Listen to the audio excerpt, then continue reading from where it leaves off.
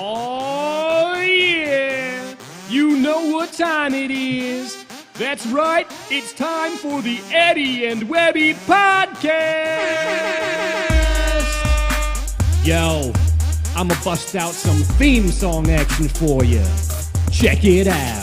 The Eddie and Webby Show is the place to be. They're talking about beer and pickleball and technology. So if you didn't know, now you know. 'Cause it's time for the Eddie and Webby Show. On today's episode, Eddie and Webby are recording in front of a live studio audience. This is the Eddie and Webby Podcast. Who's a good kitty? Who's a good kitty? You're a good kitty, aren't you, Jack? Oh, hey, how's it going? This is Webby, not Eddie. And I'm Eddie, and this is our 61st podcast. Oh, yeah, episode number 61, and we have another stacked episode for you guys. We have an awesome guest. We'll be debuting part 7 of my coaching session with DJ Howard. We'll have another installment of Pros Asking Pros questions, and we'll have more details on how you can win this Eddie and Webby paddle. Nice. I want to win that. Am I eligible to win it? I don't think so, but I would love to win that paddle. Yeah, I already have another one, but I would love to have another. I would love to have 2. that's right. You know, Webby, I say that we should cheers to episode 61. Yeah, man. Cheers. Yes. Great little milestone for us. Mm-hmm. The first episode after episode 60. That's right. Just so you guys know, very briefly, I'm going to be drinking the High Five IPA from Fort Myers Brewing Company this evening, which is my favorite IPA in the world. Definitely enjoy it. Very nice. I definitely love that one as well. And I will be drinking coffee latte from Perrin Brewing. This is something they just recently started selling, and I am absolutely loving it, and I will be enjoying it throughout the night. Very nice. If you guys are enjoying a beverage with us, please share as well. But we have a ton of stuff that's going to be coming your way here tonight. Guess what, guys? We're live. We're live on Facebook. We're live on YouTube. And for the 2, maybe 3 people that care, we are live on Twitch. And this is meant to be interactive, which means if you have questions or comments in regards to or for our guest this evening, or for us, I guess, go ahead and throw them in the chat there, and we'll definitely be talking about it. Right, Webby? Yes, sirree. That is correct. That's right. And before we get to our guest, which I know everybody is excited to get to, I really want to know, Webby, what's going on in Twitter? Oh, man. Yeah, Twitter has just been blowing up like crazy lately, and I am going to pull Twitter up on my cellular telephone and see what's going on the Twitter sphere. Here is a comment from Pamela Granderson. They say, I can't believe Eddie and Webby actually ate so much Vegemite and drank Foster's and are still alive. Yeah, I can't believe it either. But here we are. The Vegemite was good. Foster's not so much, but I definitely have acquired a taste for Vegemite, that's for sure. Yeah, so anybody that doesn't know what we're talking about, on episode 60, we each ate Vegemite and drank Foster's for the first time ever. And we ate a little more Vegemite than we're supposed to, and didn't go very well. But to be honest, I liked it. Like I've eaten it since that episode. I don't know about you, but I have as well. Yeah, you just got to eat it the right way. So eat it responsibly. Yeah, don't just take a spoon into it like I did. All right. Let's do another comment here on Twitter. Here's one from Joe Rogaine. He says, at Eddie and Webby, is it true that Webby is going to compete against Ben Johns in a ping pong match? Even if Ben is blindfolded, he would destroy Webby. Oh, man. It's that's probably not far from the truth, to be honest. I hear he is quite the ping pong player, and I'm probably in way over my head by even attempting to play against him. Well, it'll be a fun experience no matter what. Oh yeah, for sure. It'll be a great time no matter what happens. And who knows, maybe I'll shock the world. Maybe I can beat the best pickleball player in the world at ping pong. Let's see. Let's do one more comment on Twitter. Here's one from Dill Earnhardt Jr. Even though Webby has a horrible singing voice, I have to admit the new Eddie and Webby country music song parodies are pretty great. Yeah. Thank you, I guess. I mean, It's a nice comment. A little bit of bashing on my part, but that's fine. We appreciate all feedback, and I appreciate that comment. And that's actually something we haven't talked about yet. We recently released a brand new collection of song parodies that are all pickleball themed, and the genre that we took on this time is country music, which is actually our most requested genre so far, and we did it. Can I tell you that I didn't know that Taylor Swift fell under the country genre until you said that, or until you created the parodies? So there's two Taylor Swifts. There's the country era Taylor Swift, and then the current pop music Taylor Swift. Gotcha. So we used one of her country songs, and now she's pop. I'm glad I know that now. But yeah, now the more you know. Am I right? The more you know. Yes, the more you know. Good stuff. Thank you, everybody, for posting Twitter comments. We appreciate it. They're always good, right, Webby? Oh, yeah. I love the Twitter comments, even when they bash us. That's right. Well, good stuff. Well, I say it's time we get to our guest. What do you say, Webby? I say that's a great idea. Cool. Well, our guest tonight is an intense pickleball pro whose passion for the sport is pretty contagious. When he steps on the court, he plays at 100%, lights out for hours on end, grinding his way to the top. He has his own custom paddle with his initials right on it, F-A-D. Please welcome to the show, Frank Anthony Davis. What's going on, man? Hey, guys. How you doing? Good to be here. Thank you, man. Well, we appreciate you taking the time to come on. I've met you just a couple times at a few tournaments down here, and it's good to finally get a chance to kind of hang out and, have you share your story with the world, right? Yeah, for sure. It'd be good to actually talk about some few topics and all that. What I think is funny, too, is a lot of times, and I don't know if you feel this way, too, but when pickleball people are hanging out with other pickleball people, it's almost like we focus so much on that you have to spend a lot of time with people before you break through that layer and get into the personal side of people, right? Oh yeah, every single time I see somebody at a tournament, I feel like I don't actually talk to them about anything. Right. It just takes forever to get to know somebody at a pickleball tournament because we're all going 10 different directions at once. Yeah, it's crazy, man. But I mean, it's a fun topic that obviously brings people of all walks of lives together. So we're going to start off with a topic that's really going to get deep, and that is, how did you discover pickleball? Oh, cool. Yeah, so I have a funny story. This is the only racket sport I've ever played. I've never played any other racket sport, so it's kind of unique. I had my best friend from high school, Bobby Kovalinski, shout out to you. He is a phys ed teacher. He went to Rowan University, and now he's a phys ed teacher at Hopewell Crest Elementary School. He teaches K through 8 there. When he was in college, they taught him pickleball as part of the rotation, to teach kids in the future. Yeah. And he calls me. He's like, dude, this sport seems like really crazy. Seems really cool. We got to give it a try. And we did. We bought those crappy wooden. I think we had 2 wooden paddles and a plastic paddle. Like the starter set that everybody gets? Yeah. But we had the first ball we had wasn't even a pickleball. It was like a squishy foam ball.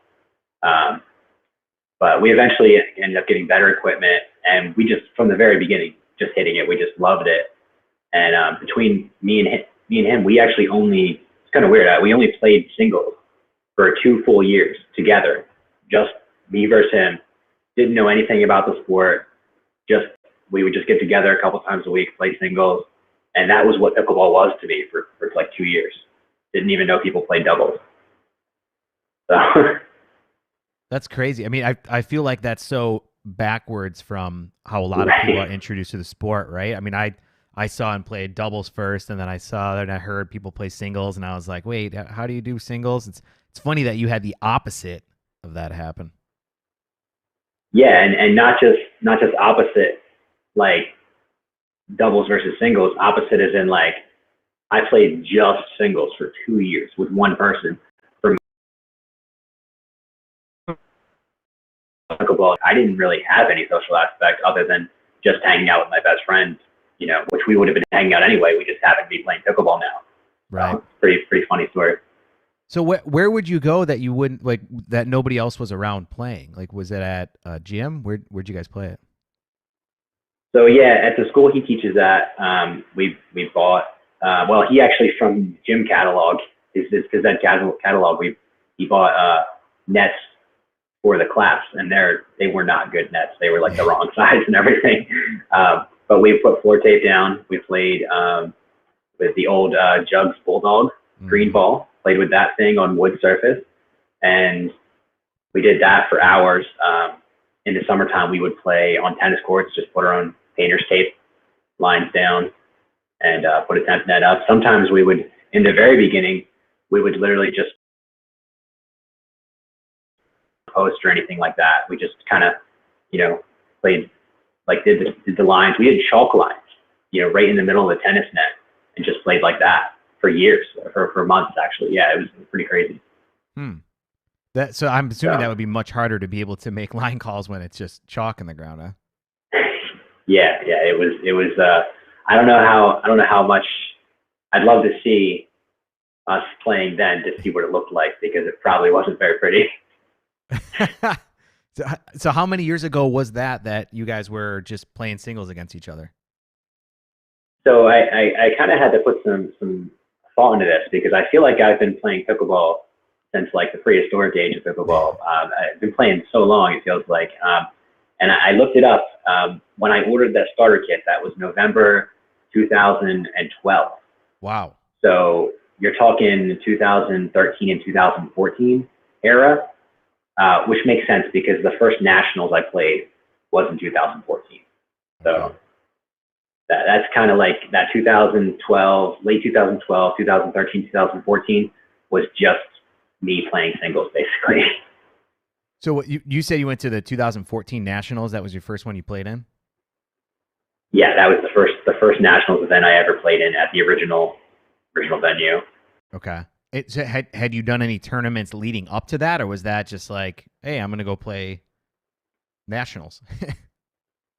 Yeah, I did. Not many. There was a couple local tournaments here.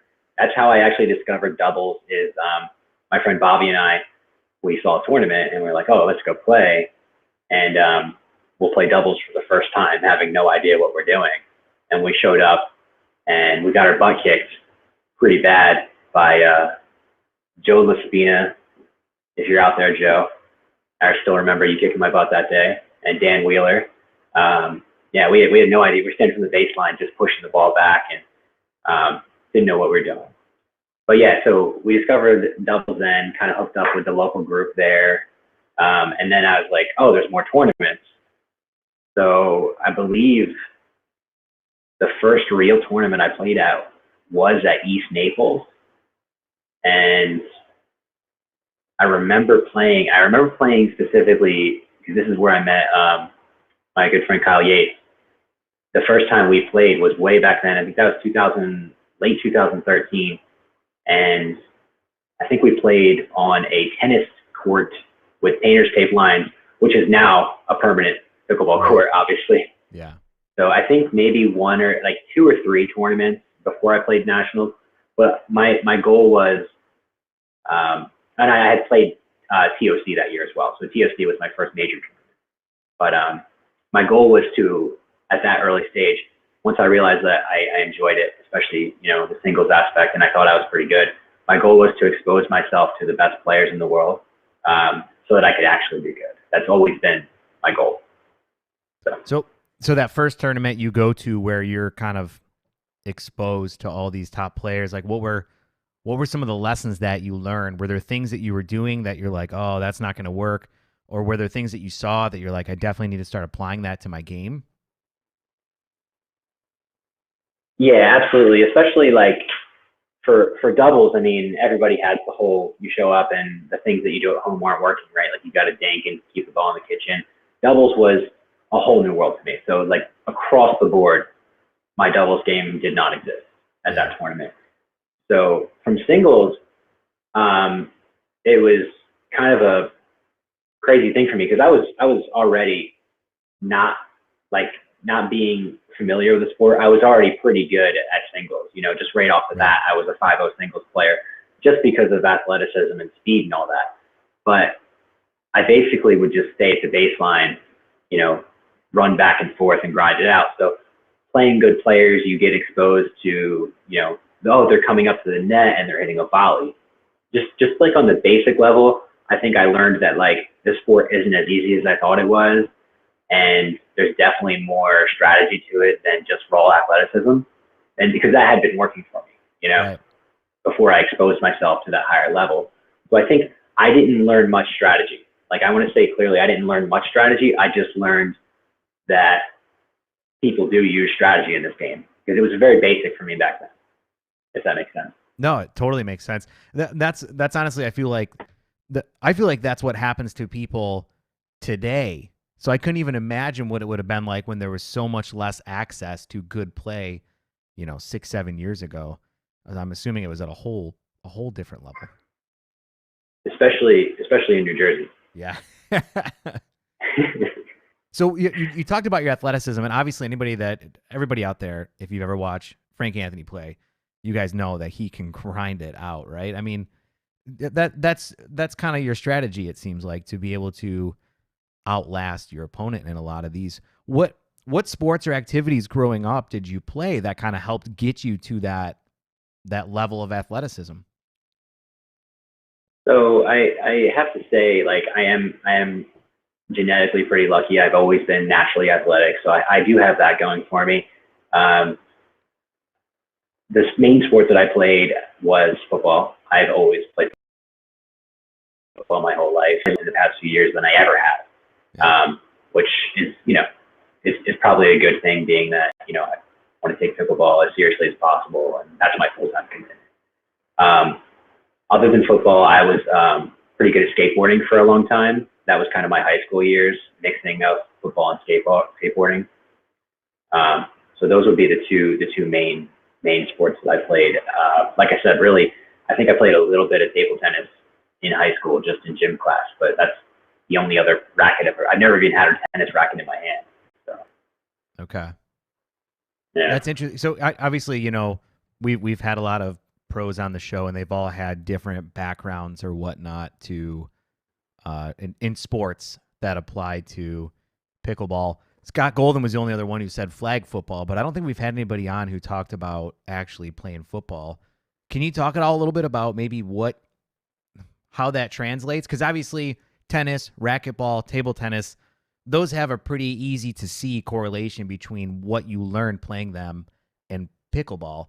But with football, maybe it's a little bit different. Can you kind of share how that helped? Yeah, absolutely. So with football, it depends on your position. I was more of like a speed player, so like running back, wide receiver, special team.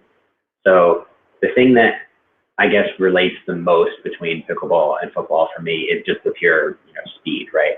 Now, I've had to kind of teach myself to modify my footwork, because football footwork is very different from your standard pickleball or tennis footwork, because in tennis and pickleball, you want to move more smoothly, whereas you're not covering as large of a distance. In football, you can just throw it all out because you got 100 yards to work with, and your footwork doesn't have to be as clean and efficient.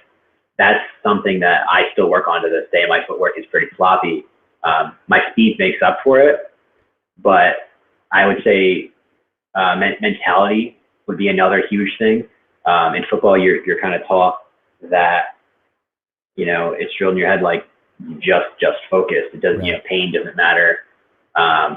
Nothing matters. Just get the job done and be present physically. And that you can kind of see a lot of that. I think that's apparent if you watch me play singles, especially in big, important matches. Like, that's something that I show, on court, is my dedication and drive. So. Yeah. No, I definitely think that comes through. And one other thing too that I think would be a correlation to maybe singles is it's a lot of activity and then a break, and then a lot of activity and then a break, rather than maybe somebody who's used to playing soccer or another sport where it's, cardio consistently over and over. I do feel like having those little breaks built in with singles pickleball might also correlate to what you how you train your body to play physically in football. Yeah, I definitely think that's a good point because, you know, with pickleball, you kind of do have more structure, you know, I think, because you can kind of control the tempo a little bit, being an individual sport. With a team sport, you know, you're kind of along for the ride a little bit, you know, and that was never, for me, that was never a strong thing. You know, I do my best work, in my opinion. I'm the most comfortable as an individual. So I feel like that's something that kind of really made pickleball more appealing to me. And that's what makes singles really appealing to me, is that I'm in control. I can set my tempo. I can set my pace. I can just feel comfortable throughout the course of the match. Okay. So when you do play doubles, do you feel like that, I don't want to say becomes a hindrance, but that kind of is like a layer of complication that you feel like you do better without? Yeah, I think that's fair to say. I work really hard on picking my partners to make sure that I'm playing with people that I really get along well with and work well with, because it's important to have that good relationship on court, because if you don't feel comfortable working with that person, you know, that's what you're doing. You're going onto court and you're working with that person for an hour, you know, a couple hours throughout a tournament, a couple hours in a day. So it is something that I struggle with to an extent, is the social communication side. But I think that's all about finding the right partner mix, in my opinion. Okay. I mean, it's good. I think it's cool that you're at least honest about it, right? And that way, at least if you're going into this with a partner, they know where you're coming from.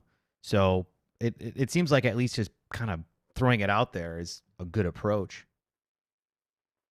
Yeah, for sure. I mean, if you look at it on the face of it, everybody as a player has their own specific weaknesses. And if you can identify your weaknesses and communicate your weaknesses, I feel like that makes you a stronger player altogether, instead of just ignoring them, right? Right. Yeah. Or just like, oh, that doesn't exist. You're like, I have the greatest backhand in the world, right? When really your backhand. Yeah, just watch. Yeah, right. Yeah. Oh, that's crazy. So talk to me about pickleball in the New Jersey area, right? Have you seen any changes since you started, or what's going on there? Yeah, so I don't typically play too much in the New Jersey area. I've actually played, interestingly enough, I've played more in the New Jersey area this year than I have ever. That's because my good friend from Ocean City, Bill Westerman and Andy Pisano, they live in Ocean City, and they've gotten me some great court time at Great Bay Racket Club, which is just great, you know, like 45 minutes for me. It's not too bad of a drive. So I play down there a couple times, you know, a month. And other than that, I'm mostly playing in either the Maryland area or the Philadelphia area. But I know that my great friend, Kim Dunn, she's been doing a ton of work for New Jersey Pickleball in the Cherry Hill area. So she's gotten me some court time, which has been super helpful this year, especially in the wintertime. You know, it's cold here. I know you guys don't have to deal with that down there, but we have to find indoor courts. So. Yeah. Okay. I mean, so when you do practice, when you do play, it sounds like you have to travel pretty far then. Is that right? Yeah, in any direction. Actually, those Ocean City courts are the closest I play. It's about 45 minutes. Wow. Typically, if I'm driving down to Maryland, I'm meeting up with my good friend Paul Olin or Colin Johns, and we typically would meet halfway, and that's about an hour 15 drive for both of us in the opposite direction. Or I'm playing at Green Valley Country Club in Philadelphia, which is about an hour and a half for me. I do that probably every Friday to play with my friends up there. So yeah, in any direction, I'm driving about an hour. Wow. Yeah. I guess I shouldn't complain when it takes me a half hour on Wednesday nights to drive up to the Bonita Springs YMCA for league. You Florida people make me sick, man. You talk about a half hour like it's a 3-hour drive. I know, Right? man. I know. I feel like such And a also the spoiled weather. brat. Yeah. The weather, they're like, Yeah. oh my God, it's 70 degrees. It's freezing down here. It rained for 5 minutes this afternoon. Yeah, I get. Yeah, we that would probably be annoying to hear, I'm sure. But Yeah, right. well, I mean, I live 5 miles from East Naples, so it's I get spoiled. That's the home of the U.S. Open, right? Yes, yeah. Yeah. Well, and there's 4 courts in our community, like 150 yards away too, so that is nice as well. But that sounds rough, man. yeah, it's tough. It's a tough life. It's a tough life down here, but we figure it out. But I mean, I gotta say that is pretty admirable, right? For you to be able to dedicate so much time to just getting to where you need to go to be able to train with a lot of these people, like that's dedication, man. Yeah, it is. I mean, it's pretty. I have to say, it's pretty easy to be motivated if you're going to play with a great player. You know, like someone like national champion Paul Olin or Colin Johns. You know, like you can really make the time for that, right? But for me, like it's more than that. It's I want to play as much as I can to have good feel, especially before a tournament. So going to play at other venues. With maybe not as good players, still great players and great friends, but maybe not national level players. Right. It's something I still make time for personally because I feel like the more time that I get with a paddle in my hand, the more comfortable I'm going to be when I show up on court, and that's just important to be comfortable. Yeah, I think it's a great philosophy. So talk to me about it seems like you have a great support system. You have a lot of people that kind of rally around you and really help you dedicate the time and the energy that you need to play pickleball. Would you agree with that? I 100% agree with that. And I appreciate you actually saying it because it's something that has made a huge difference in my success last year. And the number one person is my wife, Josie, who a lot of you guys have met at tournaments. She comes to tournaments. Not as much as we'd like, but to as many as we can. And she instrumental in my success, not just in letting me live a lifestyle and not letting me, but, giving me the opportunity to work together so that we can live the lifestyle that we want to live so that I can, be a professional level pickleball player and travel around the world to play pickleball is kind of a weird thing to bring into the middle of pickleball in 2013-ish. We were married before that. Mm-hmm. So it's not like I was playing and she married into it. Like it was something that we had to build into our relationship, which was really important. And that support from your spouse is like, I can't say how important it is at a tournament level because knowing that like, not just it's okay for you to play pickleball, they want you to succeed. They want you to do well.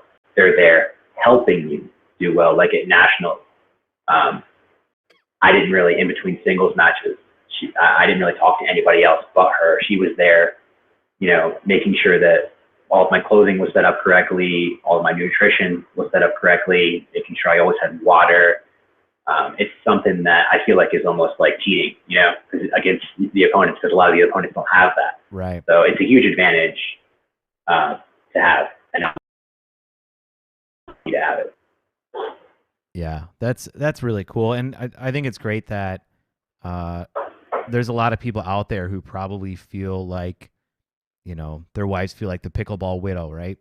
And how cool is it that your wife has really kind of gone on the path of not only just good with it, but rallying behind you. Do you feel like that level of support helps you when you're on the court, maybe when you're down or you're whatever state that you got into where maybe you're just not feeling at your best? Does that kind of help you push through? Yeah, it absolutely does. It's something that to know that like, it's hard to explain, but to know that like you're not there, like you're there on the court alone, but it's not just you. You don't want to just win for you. Like we're doing it together, and she wants me to win. It's just kind of more motivating. You know what I mean? And the one thing you said about like the pickleball widow thing and not being included, like I see that a lot, and we see it a lot together. And I want people to know that like for us, it wasn't just magically like easy. It just wasn't like, oh, he likes pickleball, I'm all in. Yeah. It took a couple years, a long time, and it was bad for a while. Like we struggled with it, but it's something that we got straight together, and we decided, like, she understood eventually how important it was to me, and she appreciated that. And now I have that support, and she supports me. But in the beginning, it was kind of tough. And she actually kind of, if anybody's interested, on her blog, JosieMichelleDavid.com, she wrote a little bit about what it's like to be, pickleball wife. I can get you a link to that for the show notes or whatever. But just from her point of view, she kind of wrote the blog, and it's really interesting to connect to that side, Yeah, we'll throw a link down below, and that way people can check it out. But I do think it is a good perspective, and I was going to kind of make a joke and ask you, what are some tips out there for the guys who are in that pickleball widow situation to get their wives on board? But maybe it's a serious question. Maybe it is something that you could help with. I'm very lucky. My spouse is extremely supportive of me. She also has her master's degree in sports psychology, which is awesome. So she helps me there, but she's incredibly supportive. I feel very lucky. She like pushes me out the door to go play all the time. She goes to a lot of the tournaments with me. It's super cool to be able to have that. So I feel very lucky. But again, as you mentioned, there's a lot of people out there that might not be. What can they do? What are some things that they can do to try and change that a little bit? Well, I think it's interesting the way you started that question, because you almost came off as a joke, right? Right. And you're like, maybe it's serious. Yeah. Well, I think that's the answer itself. Is like, are you approaching that part of your relationship as a joke? Are you approaching it as like, oh, it's never going to happen, so it's just a joke. It's like, I could never even imagine that happening, right? And I think a lot of people do that, where it's like, just because something is the way it is now doesn't mean that's the way it has to be in the future. Right. And if you want it to change, you have to take it seriously and take into consideration, like, well, for me, right, like last week, I literally just flew away from our life to go to Arizona to play a pickleball tournament for a weekend. Yeah. She had to work. She couldn't come with me. She's got to stay home, take care of the dogs, take care of the house. Life goes on while I'm sitting on a pickleball court. Like, if you don't actually like take that into consideration, that's a very challenging thing to just throw into the middle of a relationship. Like, it's a real thing. And just because you feel all of the fun that's happening on a pickleball court, all of the enjoyment and the addiction, it doesn't translate to people who aren't on the court. Mm-hmm. And I think even if they don't like understand that at first, explaining it and talking to them about like the benefits, and for you mentally, for me, it's a huge, even if I wasn't pro level, even if I wasn't, making a career out of pickleball on the side, like pickleball for me would still be a very immensely important thing. It's my outlet, right? I need something competitive. That actually benefits our marriage for me to get that out of my system. And to approach it from that direction rather than the direction of, you won't let me play pickleball as much as I want to, you're terrible. I think that's really. Yeah, no, I think that's very well said. Great advice. And I agree. You have to, my opinion is, in relationships, obviously you need to take care of the other person, but if you're not taking care of yourself, if you're not fulfilling yourself when it comes to whatever it is, and in the pickleball world, it's that competitive spirit. If you're not fulfilling that, it's really hard for you to be a partner. And so I think that's a great point. Yeah, absolutely. So let's also talk about Hoodef a little bit. Obviously, you're sponsored by them. Yeah, Hoodef. So they're a really cool company. I actually picked them up. We kind of met at the Nationals of So I was in between sponsorship contracts, and it's just kind of an interesting story.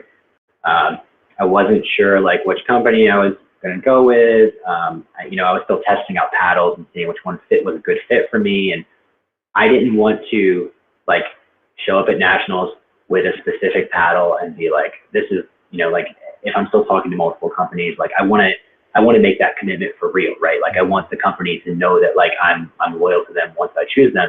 So I was like kind of in a weird position. I didn't want to keep my old sponsor. So I just literally went on Amazon and searched pickleball paddle, and I found the Huda HV 2.0 about a month before nationals. And I was like, all right, I'm just going to play with this throughout the end of the year. It seems like a pretty decent paddle. I'd never heard of it before, but it was on the USAP approved list. I was like, cool, I'll play with this at nationals, finish out the year, and then I'll make a decision on another company. Well, in one of my singles matches, Pro Pickleball Media, Carl Schmitz, he took a picture of me playing with the Huda HV 2.0, and the picture kind of got a lot of traction on Facebook when he posted it. And Huda saw the picture, they saw the paddle, and we kind of built a relationship around, that moment. And they kind of told me what their goals in pickleball were, and I talked to them about what my goals in pickleball were, and it just kind of worked really well together. Like we both wanted the same things, we were both going in the same direction. They're a huge support where they're at in Asia, and they want to grow that here, which is I think it's really cool. I think the more names in the sport, the better. And they do a lot of really good things with giving recycled paddles to like youth and everything in Asia, and really making sure that like they give back to pickleball. And that was something that was really important to me. So long story short, they basically told me that they wanted to grow pickleball in the States, and I said, I can represent the brand as a pro, as a top pro. I can get the paddle out there. And I think that, it's hard to get a new name in the sport. And I think whereas like last year, people would have seen Huda and been like, oh, I've never heard of them. And I think now people are seeing Huda and saying, like, oh, that's Frank's paddle. That's the paddle Frank plays with. And maybe they can build some interest in it and actually, want to check it out. So yeah, that's kind of my personal story with Huda. Okay, and what year was it at nationals that the picture was taken? 2018. So it was the first nationals in Indian Wells. Okay, gotcha. All right. Wow. So it seemed like that kind of just started. And one thing that I love about that story, Frank, is that you chose the paddle because you wanted to play with it, and you played with it and you liked it. That led to a picture that led to a relationship, right?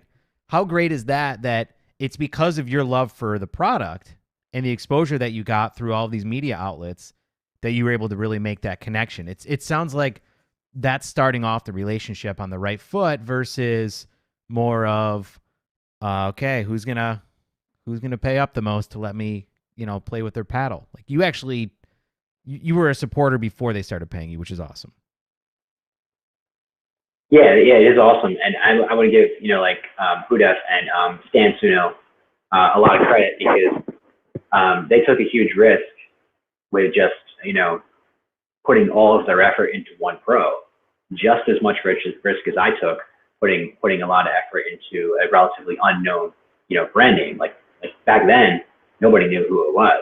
Right. So I wouldn't have done it if I didn't like their product. Yeah. To your point. Like if I would have got that paddle, that I paid for off Amazon, if I would have got it and I just couldn't play with it, like it didn't feel right to me, I would not have continued to use it. And I continued to use that paddle all the way up until we developed my signature paddle, which was only a couple, relatively, I think it was mid October of 2019. So I played with that paddle for almost a full year, the HV 2.0, which I still think is actually a great paddle. I just was able to, work with Huda to build something specifically tailored to my game. And that's why I switched. Yeah. So let's talk about that a little bit too, because I think it's so cool that people in your position are able to customize a paddle that works for them, knowing that if it works for you, it's going to work for the masses. Like, what was that process like? It was great. I mean, Houdiff has some really good engineers, and Stan is just a really good communicator for communicating with the engineers and then communicating what I need in a paddle to them and getting everything. Like even when it didn't work out, like the first batch wasn't like exactly what I liked. We were able to make the calibrations and changes to make it what I wanted to feel. And then it is a long process, and it is a little bit frustrating at times to get everything kind of dialed in and communicated, because it's not really, when you're talking about describing a feeling, it's kind of hard for an engineer to take that, an engineer who doesn't play pickleball, it's just an engineer, right? They don't know what you're talking about. So it's like to get that out of your head and on paper and then into reality is a very challenging thing. So I have a lot of appreciation for their patience in the development, because I was pretty picky with it. Like I wanted it to be, right. I don't want to put my name and my business logo on something. Like I don't want to represent something that I don't believe in. So it was really important to me to get it right. And luckily for me, to your point about making something that works for me, works for the masses. Luckily for me, I have a playing style that I think is very adaptable for most people. Like I'm not a player who's gonna, come out on court and hit amazingly talented, finesse shots. I'm kind of, a grinder. I'm hitting basic shots. I'm hoping to hit them soft, really well, and do it repeatedly. So I think it's something that a lot of players would strive to do, knowing that they don't have the insanely rare hand skill talent of some of the elite players out there. It's a fairly basic skill set that I've developed my paddle to benefit, if that makes sense. No, it totally makes sense. So what are some of the elements of the paddle that you would say kind of help with that style, right? That plays well with that style of play. So I really like the shape of my paddle is a little bit wider than the HP 2.0. It was kind of skinny. So I wanted it to be just a little bit wider to give me a little bit more paddle surface for blocking and resetting and stuff. But as far as the composition of the paddle, I wanted something softer because I really like to kind of push the ball around, hit drops. So it has an absorption quality, which can actually help with, you really feel the ball in the paddle. It can also help with grabbing the ball for spin, which is one thing that I like as well. I do use a lot of spin, especially on my inside out forehand. But really the key thing is the softness. You can really feel the ball on your paddle, which I really like because I want to be able to put the ball in a spot. I'm not trying to, control the ball's movement as much as far as I am like putting spin on it or whatever, which I do use spin. I want to really be able to feel the ball, slow it down, and be in control at the point. So the specific composition that we use is with that in mind, to have that softness and that touch. Okay. So, I like it, man. I was just playing in my community last week, and one of my neighbors who's just transitioning now from tennis over to pickleball showed up with a Houdiff paddle, and I immediately thought of you. So combining Houdiff and Frank Anthony Davis it's resonating. It's that's great. Becoming cemented, man. I like it. Yeah. No, that's awesome. Yeah. So talk to me about the shirt you have on. I've seen you wear it a few different times here. Obviously, it says equality. What's the story with that? Yeah, so it's I think everybody in general kind of knows what equality is, and maybe you don't, and we can talk about that.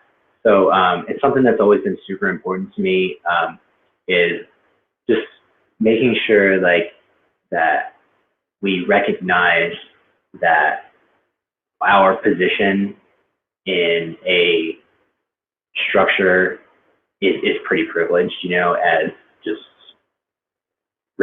regular white dudes, it's pretty easy for us. Like, we have a lot of opportunities.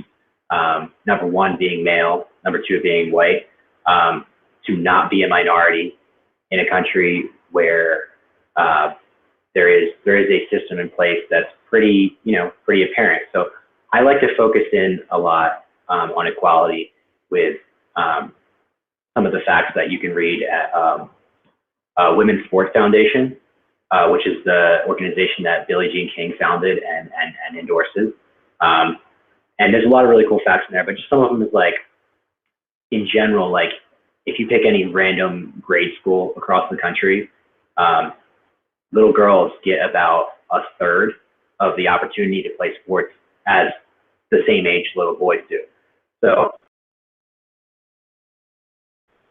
I mean, sports in general and like pickleball is such an important development for kids, to be in a sport and just to be physically active and to be socially active. I feel like it's so important for us to focus on. And the fact that literally half of our population are not getting the same opportunities just because they're a different gender is crazy. So it's something that I like to shine a little bit of light on with any power that I can. So. Well, I like it. I think it's a great message. It's actually one of the reasons why I thoroughly enjoy pickleball as a sport, but also pickleball as a community, because I feel like I've been connected with and made friends with a lot of people who I just wouldn't have because of circumstances that pickleball has brought me together with, of all walks of life, all, ethnic backgrounds, religious backgrounds, political stances, everything.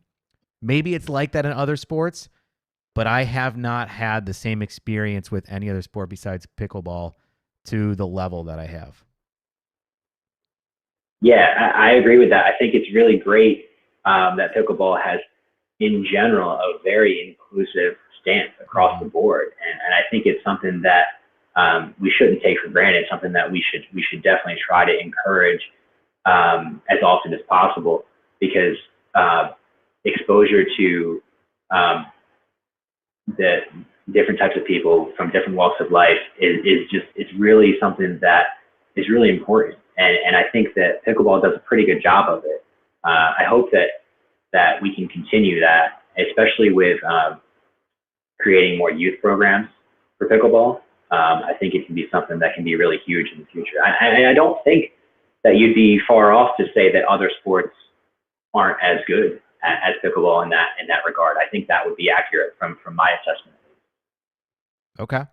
Well, that's good to know. And I think it's good then that, we're all aligned with a sport that does focus on inclusivity and has that kind of, that, I don't know what you want to say, that cultural feel to it, where it's very accepting of all people. And I also think that it's a sport where what am I trying to say? Your age or your strength or your athletic ability, although it does play a role, it's not the be-all, end-all to play competitively on the court. I play with a guy at East Naples who's in his 80s, and he can hold his own very well against me, and I'm in my 30s, right? And so I think that also helps as well, as you're seeing these groups of people that are from all ages as well, and physical ability. That's a great point. Actually, I'll tell a quick story on that, because it's really cool. So I had the opportunity to play the Heritage Tournament in Birmingham, or Hoover, Alabama last year. And I was really excited to play that tournament with my good friend, Brian, Greg, Jarek, AB, Peyton, all those people down there. Just an awesome venue. And that's actually the USAPA Indoor Championship this year. So something to check out if you guys are interested. Just the Southern hospitality down there is amazing. But anyway, last year I had the opportunity to play that tournament. And speaking of the age relation, right? Like I'm 30 and I'm playing 5-0, 19 plus, all the events. And I got my good friend Nikki Golowich, who you may know from Florida. He's I believe 15. So I'm playing men's 5-0 19 plus with a 15-year-old. And for mixed doubles, I played with Marcia Frezza, who I believe is in her mid to late 60s. Mm-hmm. And she's awesome. And Marcia, I hope you're doing better. I know you just had a little bit of surgery. I'm sure you're going to be fine, but we're looking out for you. But if you think about that, I'm playing 3 5-0 19 plus events, 30-year-old, 15-year-old, 60-some-year-old. Yeah. And we got gold. We got gold in all three of them. I got gold in singles. We got gold in each doubles event.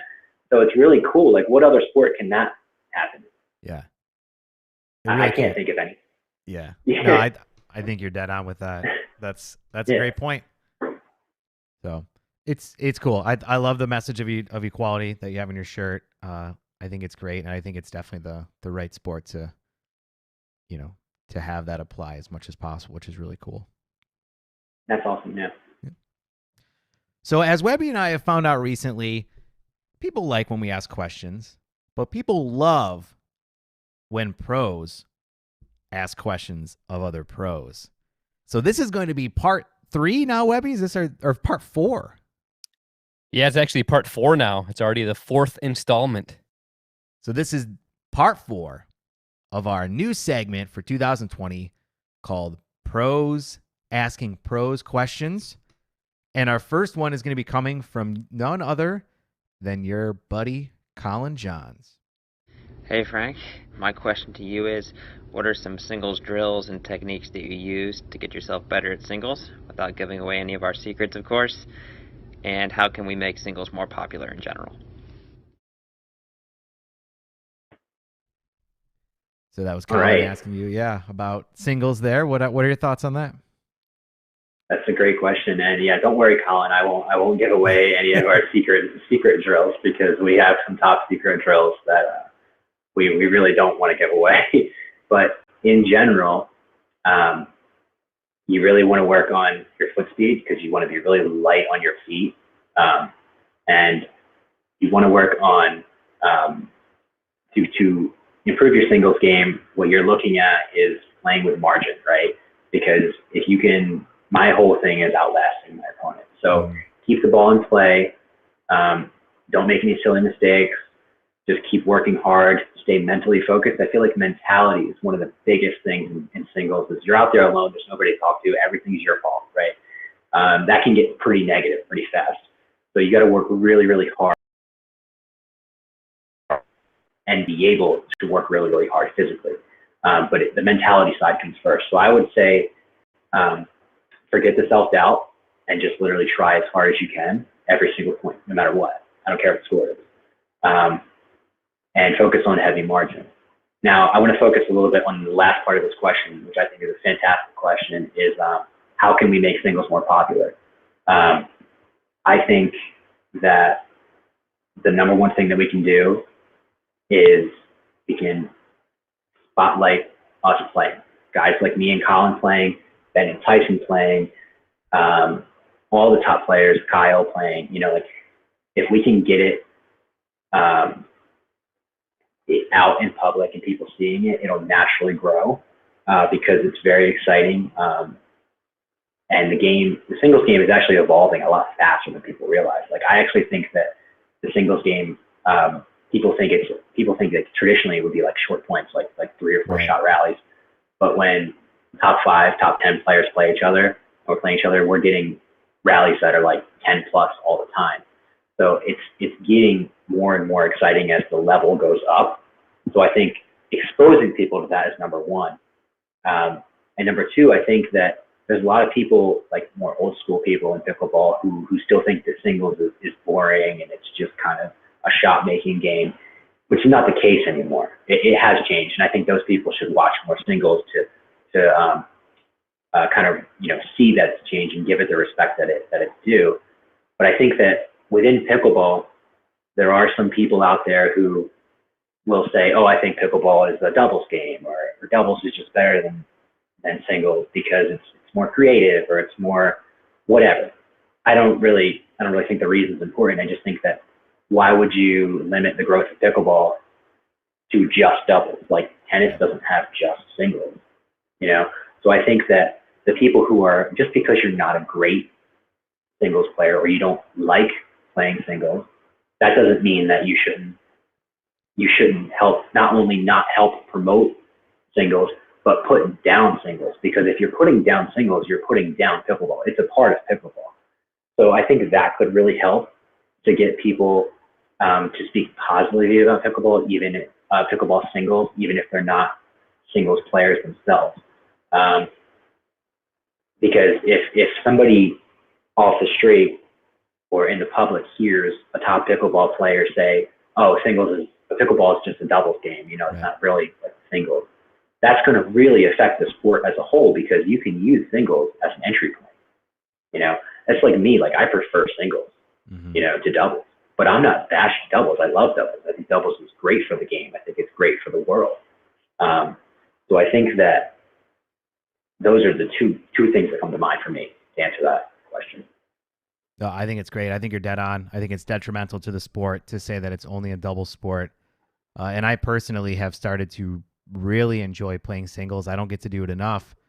But man, especially now that I'm getting a little bit better, every time I get a nice low to high top spin passing shot, it's like the best feeling in the world, man. There's nothing that happens in doubles that compares to that feeling of just ripping a passing shot on an opponent. It's true. But that's my take. So good. Yeah. Got plenty more questions here. This next one is going to be from our buddy Josh J. Frankie, how's it going, my man? Congrats on all the success you had in 2019.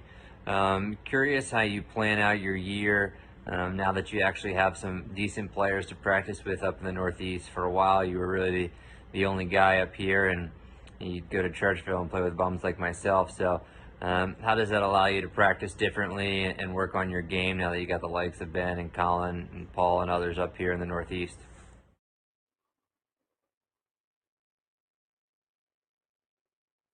All right. Yeah. Go ahead. Yeah. So it's good to see you, Josh. Thanks for asking the question. It's been too long since I've seen you, so hopefully we can get together soon. Yeah, I think that it was, I could talk a little bit about the past, and it is crazy to think about, because I started playing in this area when I was the only 5'0" for miles. And I think Rob Cassidy was the closest 5'0" to me, and he's like 500 miles away. Yeah. You know what I mean? It was basically in the Northeast. It was just me and Cassidy for like years. And now, you know, it's great to have these other players, because it was hard to get good, you know, by yourself. Like, I mean, a lot of times I did crazy stuff like at rec play. I wanted to work on my backhand drops, right? So I would just, in doubles, I would just stay back at the baseline and just hit drops and see if they would just keep hitting the ball to me. Because if I go up the net, nobody wants to lose, so they're not hitting the ball to the better player. So I would do creative stuff like that to get better.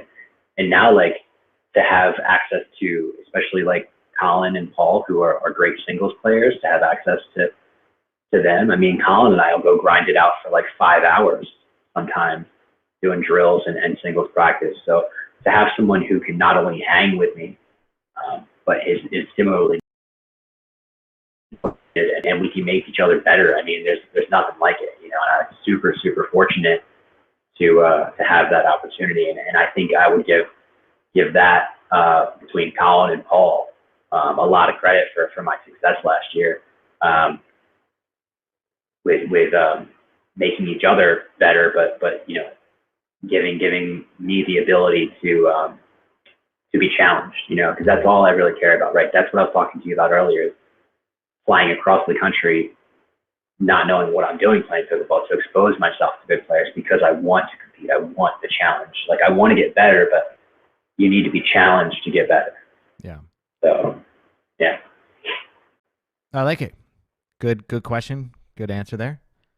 We actually have another one here from Josh J that I'm going to play here now. One more question for you, Frank. Curious how you approach a match against Ben and how that differs from how you approach a match with Tyson. I'm talking about singles and strategy and how you prepare and your game plan going into those two matches. Thanks. Man, great question that I bet you a lot of people want to know. And that is how you approach a match against Ben versus how you approach a match against Tyson. All right. Well, we're getting a little heavy on this question. So I'm pretty analytical. I actually study pickleball quite a bit, and I focus on singles. So I know both of their teams pretty well. But I will say I played Ben in rec play a lot more than I played Tyson. Actually, the first time that I played Tyson and I have played some practice games and rec plays over the years, but the first time that we met in a tournament was last year. And we actually met 3 times last year. So I played Ben, I think I played them both the same amount of times. And I don't have the best record against either of them. Personally, let's start with Tyson. When I'm playing someone like Tyson, I know that it's going to be a battle because he's in, better shape than I am. I mean, I'm one of the fittest guys at pickleball, I'd like to think, and he's better, in that regard. So I think that I know that it's going to be the type of match where it's going to be a grind, it's going to be physical, which I like, you know what I mean? So that's a good thing for me. He has a lot more racket skill than I have.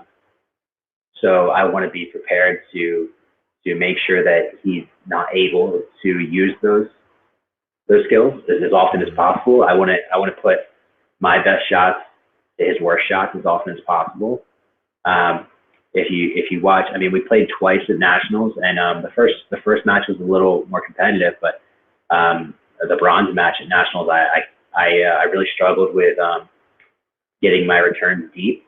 So that's something that I really want to focus in on Tyson, is getting my returns deep, because his basket shots are really good. And one thing to keep in mind about me is these guys, Ben and Tyson, are both pretty tall. I know that Tyson doesn't look very tall standing next to Ben. Yeah. But nobody does. Nobody does. Yeah. But I'm 5'7". These guys are both over 6 foot. So passing shots can be a problem for me if I don't. I typically, I've got good speed and anticipation, so I cover the net pretty well, but I am susceptible to passing shots. So if I don't keep my return deep against Tyson, he's going to pass me every single time. And that's exactly what happened at nationals. Is I didn't keep my returns deep, and he passed me every single time. So against Tyson, I want to be ready for the battle. I want to make him battle, and I want to avoid giving him the opportunity to pass me easy. I want to make it just as hard for him as it is for me. So I think that's good on Tyson. For Ben, not to say that Ben's a good matchup for anybody. I don't want to imply that, because he's a horrendous matchup for literally everybody. But if I had my choice, I would rather play Ben than Tyson, because Ben is a better matchup for me stylistically. I also have played with him a bunch. I know his game a little bit better. Now, that's, again, not to say that he is anything easy. He's the best player in the world. So it's always going to be a challenge. So against Ben, I want to play him as physically as possible, make the points long, grind the points out, limit his opportunities to approach the net, because once he's at net, backhand, I want to use really good variation in all my shots, and to be as unpredictable as possible, but also mainly just remember that, if I make it physical, I have a chance to win long points, as long as possible, good shot selection, and just have confidence that the matchup is going to allow me to have opportunities and not to force the opportunities. Where against Tyson, I may be more apt to take more risk, because it's not a great stylistic matchup for me. With Ben, I really shouldn't be taking risk, because my natural game style versus his natural game style, should create opportunities for me over time. That was good. I was know wondering that's how there, that. but yeah. Well, see, I was wondering how much you were going to share, right? I was wondering how much you're going to keep that close, but I think that was good. I think it was an honest, fair answer. So good stuff. Great questions, Josh. Yeah, those were two really good ones. Next question actually comes from our buddy Scott Golden. Frank, I'd like to see if you could tell a story of when you first came to Birmingham, Alabama to play pickleball with our group, and you were able to beat me and my twin brother Chris 2-on-1. So you went down to Birmingham, Alabama, huh? And it took on Scott and his brother? Oh, man. Yeah. Okay, Scott, great question. And I'm surprised that you want me to share this story publicly. But I'm excited to tell it because it's hilarious. So, yeah, I travel for work, like I mentioned to you earlier. And I was down, there's a huge Honda plant that we do some work with. And I was in the area. Scott saw that I was in the area, got all over me. He's like, dude, you got to come play. Let's come play. And I was like, yeah, sure. I love pickleball. Let's play. Played with Scott, his twin brother, Chris, and another good friend, Ryan Sheffield, the Rhino. Awesome dude. And we played some doubles matches, whatever. Towards the end of the night, we still wanted to play. And Scott, he likes talking, so he started talking. And we started talking about, like, if I could beat them 2-on-1, me playing full court. The only benefit for me is I get two serves, But I'm playing full court. They're playing, whatever they want to do. And I was like, I'm down to play. I want to get a little singles practice, whatever. So we played.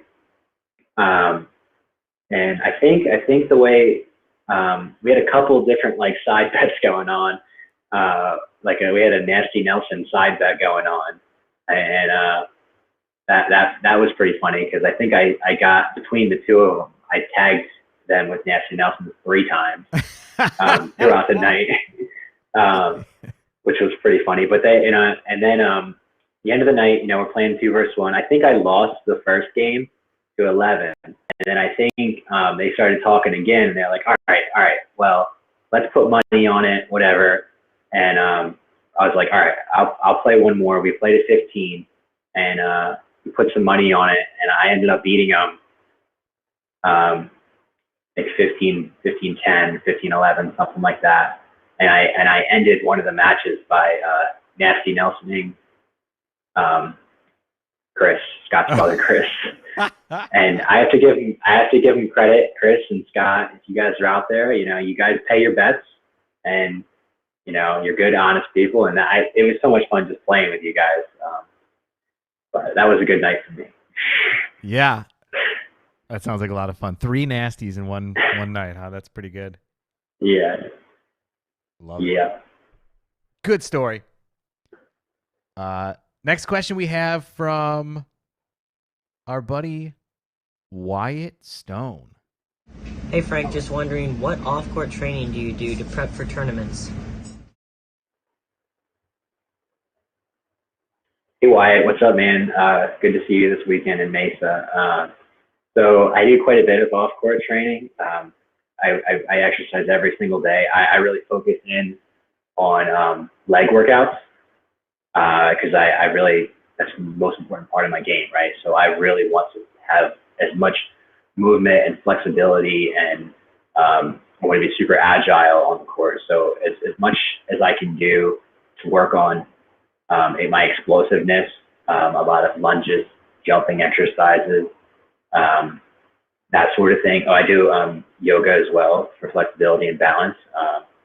And then other than that, I really, probably more than most people, I focus in on core exercises. I do core exercises every other day because I used to have a really bad problem. I have pretty bad posture in general, but my lower back used to be a huge problem. I typically would get 3 or 4 matches in or less, and my back would just be dead. It would be on fire. I wouldn't be able to compete. I wouldn't be able to move. And then about a year ago, I would say January of last year, 2018, 2019, I started doing the core exercises, and it basically cured my lower back pain. Like I don't have lower back pain at all anymore. So the core exercises that for me. So I highly recommend it if you have back issues to give that a try. But I would focus. You're still young, Wyatt, so don't overdo the legs. Make sure the flexibility that you get now, if you keep it up, it'll last throughout your life. So work for the flexibility side first, and then build the muscles is the way that I would recommend to do it. Yeah, I couldn't agree with you more in regards to the core exercises and working on flexibility, because I myself have suffered from really bad lower back pain issues. And when I first got into pickleball, almost the exact same thing you were describing. If I played more than 3 or 4 games in one day, I was hurting real bad. And sometimes it would take me a week to recover. And I started working on core exercises and doing certain stretches. And man, that was like a game changer for me. Like I don't, knock on wood, I currently don't have many problems anymore because of doing the core exercises and then like doing certain stretches and stuff. So yeah, that's great advice. Yeah, it's life-changing once you realize the freedom that you can have if you put 15 minutes of work into each day, right? Yeah, for sure. Because yeah, lower back pain, any kind of back pain is no joke. I mean, that can be debilitating for sure. So yeah, if you can work that kind of stuff out, that is a great thing. Absolutely. Nice. Anything going on in social media there, Webby? We had one question here that I think you might have already covered a little bit, but Andre Paul wants to know if you I'm sorry, it was somebody else on YouTube that asked this. They said, Frank, do you play skinny singles, and do you believe that is a good way to sharpen your singles game? So sometimes I will play skinny singles as a warm-up. I don't think it's really great to work on your singles game. I think it's better for working on your doubles game because singles kind of emulate doubles. But I know if it's like colder out, we're having a hard time getting moving. Colin and I will play a quick skinny singles game. I've done it with Deco as well, Deco Bar. It's just a good way to kind of get in touch and feel and get your muscles moving so you don't get injured before playing. But I would not recommend it for practicing singles. I would recommend it for practicing doubles. Yeah, I think that's a great answer. A lot of times if I'm doing singles practice or I'm drilling with another person, we'll go back and forth. We'll play maybe 5 points of full court, 5 points of skinny to get a good workout, but at the same time also help with the double strategy as well. Yeah, that's more along the strategy that I would recommend because the shot selection in a full court singles match is going to be quite a bit different than the shot selection in a singles match. Yep. Good stuff. We actually have a couple more questions here. We had a lot of pros asking pros questions tonight. Yeah. And this one is from our friend Irina Terashenko. Hi, Eddie and Webby. Hi, Frank. How are you guys doing? Frank, I watched a ton of your singles matches, often while playing in my own singles match, and I just watch you get to every ball, the crowd goes wild, and the opponent's frustration builds up. So my question to you is, how are you so fast? All right. Well, good to see you, Irina, and congratulations, the PPA Mesa inaugural champion right there. So she played really great. It was good to watch you play singles over the weekend. To answer your question, I don't know how I got to be really fast. I honestly always remember being fast. Even as a little kid, I was just always fast. So I think that I'm lucky. There's a lot of genetic predisposition to that. Like I'm pretty fortunate genetically, like I mentioned before, but I do train, like I mentioned to Wyatt, I do work on a lot of leg strength and a lot of leg flexibility. And I think to highlight the one thing that you said about I get every ball, right? Like getting every ball isn't 100% about foot speed. Like some balls I get are ridiculous that I probably shouldn't even waste the energy to get. But that's my mindset, right? That's more about my mindset than it's about my foot speed. It's about I'm getting every ball, okay? And you're going to have to deal with that because I'm going to get every ball. Like, that's just the way that I play. It's more of a determination and mental decision that I'm making. So I think I had somebody ask me the other day a similar question where they said, how do you decide which balls that you go to and which balls you don't go to? And I said, I don't. I go to every ball. Like, even if I can't get it, I go to every ball. And it's just because I need that mental clarity to focus. You know, like if the ball is, if it's humanly possible for me to get the ball, then you'll have to watch me get the ball, and I'll try to make you hit it one more time to the best of my ability.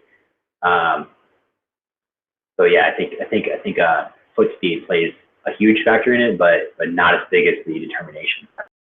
Well, I was gonna say, and then it makes your decisions are easy, right? Your decision making on the court is the ball's hit, I go after it. You don't have to think about strategy. Should I conserve my energy? Should I do this? You just go after it.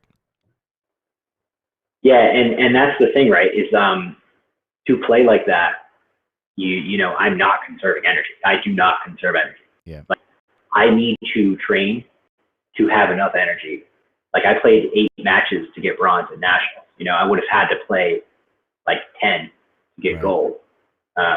So like I still felt, even after Tyson beat me pretty handily in the bronze match, I still felt like I could play. Like, I didn't feel like, I felt tired because I played a lot, but I didn't feel exhausted. Like, physically, like I could have kept going. I wasn't cramping or anything like that. So to play that style, you know, it's something that, you know, it's not going to last forever. It's not going to last my whole life. But while I'm in a good, you know, point in my life and I can train to be able to do that, that's what I'm going to do, because that's the way that I believe that it gives me the best opportunity to win. So I like it. I think I'm going to apply that strategy now. That way it's easy. You don't have to think about it. Get every ball. Exactly.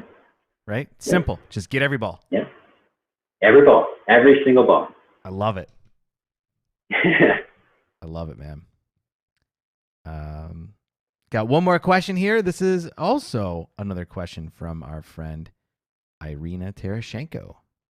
Oh, hey guys, I'm back. One more question for Frank. I know that at some point before pickleball, you were quite a skateboarder, and I've seen some of your sick tricks. So can you tell us a little bit more about your skateboarding passion and what exactly can you do on the board? Thank you.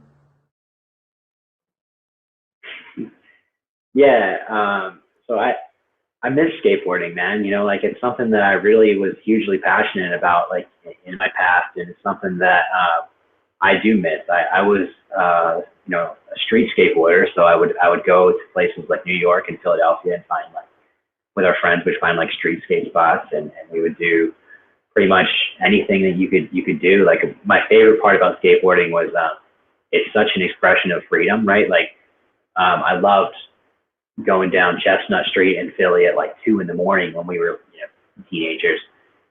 You just go like 30 miles an hour and you're just cruising down the street. It's a very freeing feeling, and you're very connected to the earth, yet you're still flying. There's really not many feelings that are better than that. Having complete control via your feet with the board was really, like, you can really feel everything that you're going over. So I really missed that aspect of it. But yeah, I was pretty good. I think as far as like natural talent went, I'm better at pickleball than I was at skateboarding, but I was probably better at football. Football was probably the thing that I was the most talented at in my life. But I'm pretty good at pickleball now, so I'll be okay with that. But yeah, skateboarding was something that I hope to be able to skateboard again one day, you know, when things like slow down a little bit, because I really do miss that aspect of my life. And I was pretty good. Like, I mean, I don't want to say I was like great. Like, I did have like a small like little sponsorship with S Shoe Company. I still wear shoes that I wore when I was skateboarding when I'm not playing pickleball, of course. So you'll see me rocking some SXLs most of the time. But yeah, it was pretty good. I could do handrails. I could grind handrails. I can do 360 flips. A lot of stuff. Well, we actually, we have a whole team of researchers here at the Eddie and Webby Show, and we dig deep into people's past. We actually came across a little video of you skateboarding, so I'm just going to go ahead and roll it.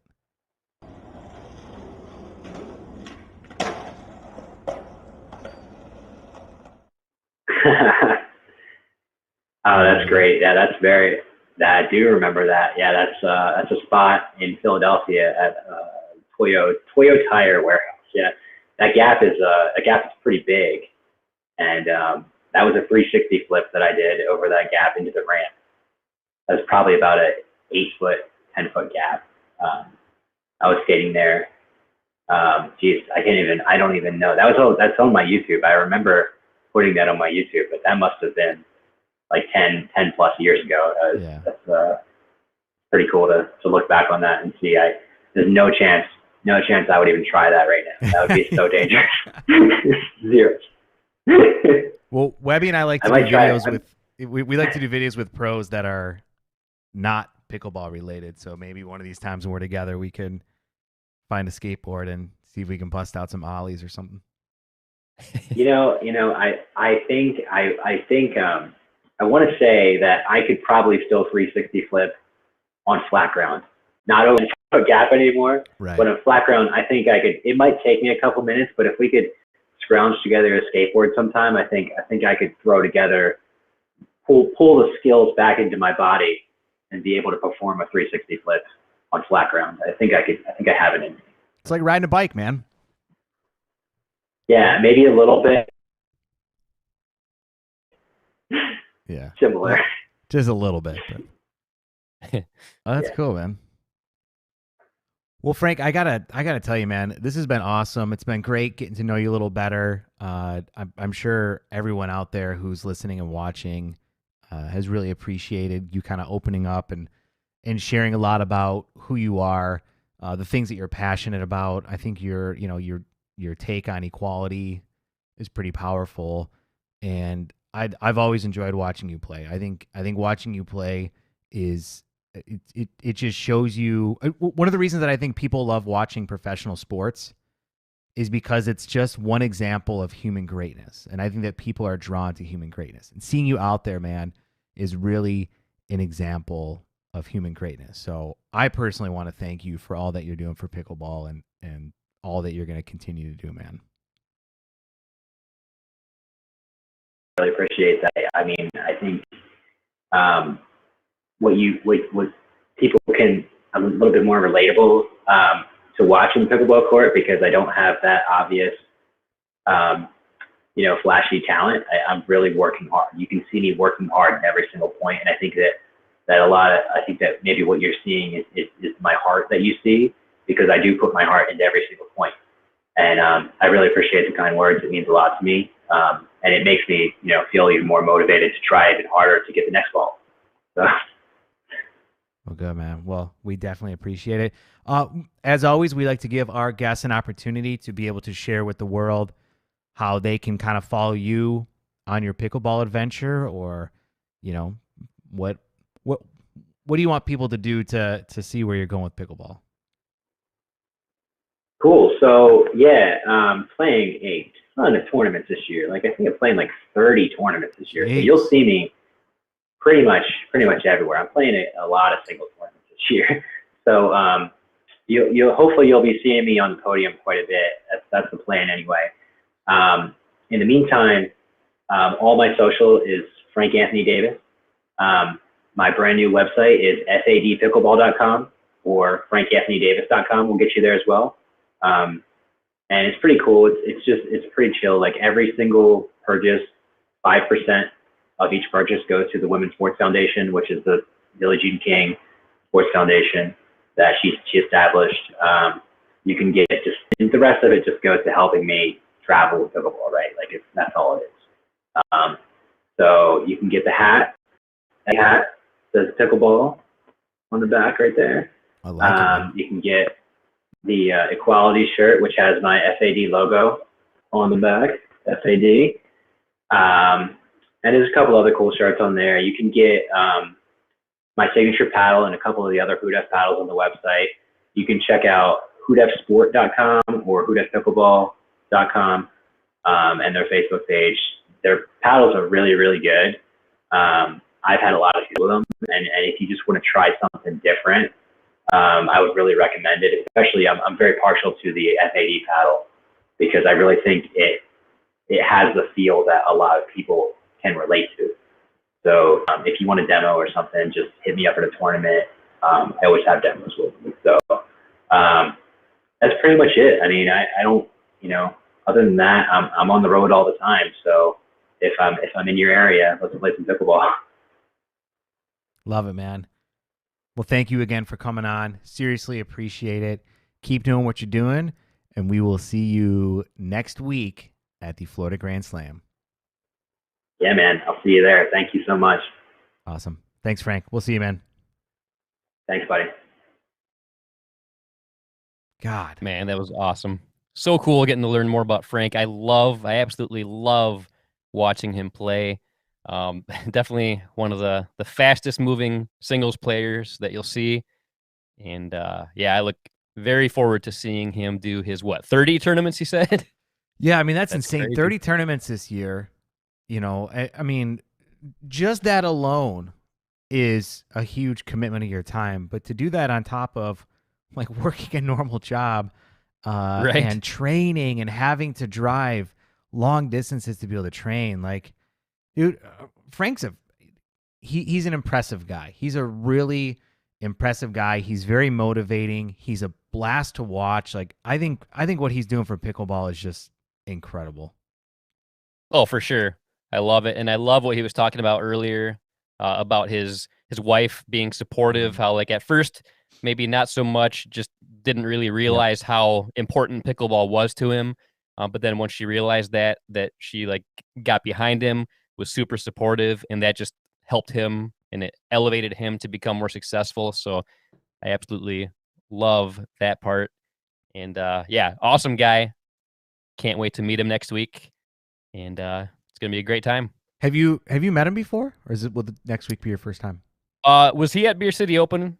If I can't remember if he was there or not. If he was there, I might have met him, but if I did, it was very briefly. So I feel like next week will be like the true first meeting, even if he was at Beer City Open last year. All right, I met him a couple times at Challenge Cup World Pickleball Championship. So really cool guy. Nice. If you guys haven't watched any of his matches, man, check them out because he's the definition of a grinder on the pickleball court. Yeah, absolutely. Yeah. But guys, don't go anywhere. We have a lot more content to go over before we sign off for the night. One of those things is to tell you how to win this very Eddie and Webby paddle. What? But I'm not going to talk about that. I'm not going to talk about that quite yet because we have something very important to show everybody, and that is part 7 of my training with the one and only Daniel J. Howard Pickleball. And I say we go ahead and roll that right about now.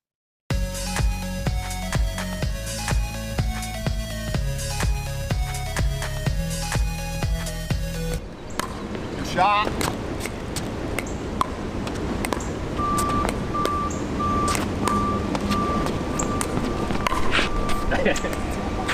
Good try. Did you see that lob coming? No, I wasn't expecting it. I don't think so. So, 3 things, and I did this to you a little earlier, where I took this deke and just kind of sped it up, and it's on top of you. Yeah. If you can learn to disguise it well, you can win points, especially at like a 3-5, even 4-0 level. Yeah. So let's just dink for a second. If you don't know if I'm going to dink this, or push it, or lob it, then now you have to be concerned about it. Man, that's pretty good. Nice. So this is a pretty good point, but who's ahead in the exchange? Yeah, definitely you. You've been in control, that's for sure. Right, and so every shot, if I can make it look the same, dink, push or lob, and you don't know what's coming, that's a good way to win points. Right. Okay? It's just I'm not like ripping it as hard as I can. Yeah. If I telegraph it, if I go down and then I'm like this, or if I'm like this, you know what to expect and you can get ready. Right? And that lob you can probably smash. But if I just make it look like a dink, this will set you apart from a lot of other players. Right. And it takes practice, right? Yeah. You got to be able to hit that lob well, right? But that disguise goes a long ways to earning points, and that's just true at even the highest levels. Right. I mean, I've been hit quite a bit because I didn't know that ball was coming fast. Thinking dink, then there's the ball. Right. Right. So this is just one thing to consider. Yeah. Adding some offense again, because the defense, the control is getting way better. Now, if you can start to add a couple of little shots like that, create some offensive opportunities, it's really going to take you up a notch.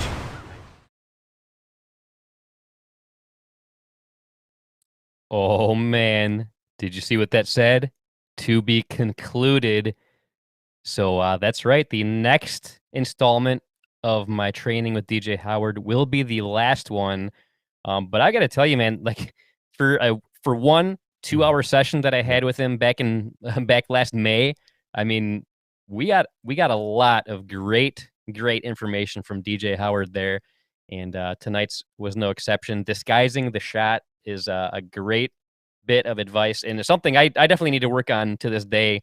I need to work on disguising my shot better, which I have been doing more lately than I was, and it definitely has been paying off. And I remember you did a video with Simone, and she talked about doing the disguised lob, and that's a huge thing, and that could definitely help anybody's game. I agree. Good content coming out of there, man. I can't believe we've already had 7 videos worth. That's insane. Yeah. I told DJ, like, I think, like, after we had that session, I was like, man, I think this is going to be awesome. I bet we could get 3, maybe even 4 segments out of this. And then here we are 7 segments later, and we still got 1 more left to go. So, man, I can't thank you enough, DJ, for that training session that you did with me. I can't get over how much amazing tips that we got out of that session, and I'm glad that we've been able to share that with our fans and our viewers, and that's awesome, and it's been great stuff, no doubt. We got a quick question here from Andre Paul that says, Webby, you going to disguise a shot and body bag Eddie? Ooh, that is an excellent idea, and I'd say challenge accepted. He's not going to know when it's coming, but you better watch out, because you're going to get a body bag, my friend. I hope you do. I think it'd be good. I think it would be good if you body bagged me at least once. That would be good. And we have another comment from Kim Bosch-Roosh, and she says, Webby, you were going to move that fast on the court next week too, right? And that's that's in response to Frank, and we were talking about Frank moving around super fast. And Kim is actually going to be my partner soon. I'm actually going to talk a little more about that very soon as well. But yeah, Kim, I will do my best to move as fast as Frank during our tournament. But right now, I kind of want to talk about something super special. What's that? And that has to do with this very limited edition Eddie and Webby PaddleTech paddle. It is a Bantam EXL. And when I say limited edition, this is one of, I think, only 4 in existence. That's right. And there will never be a new one made like this ever again. Not this style anyway, because this is the old PaddleTech logo. You can't get paddles with that on there anymore. I mean, not new paddles anyway. No. And I have mine right here. You can see it.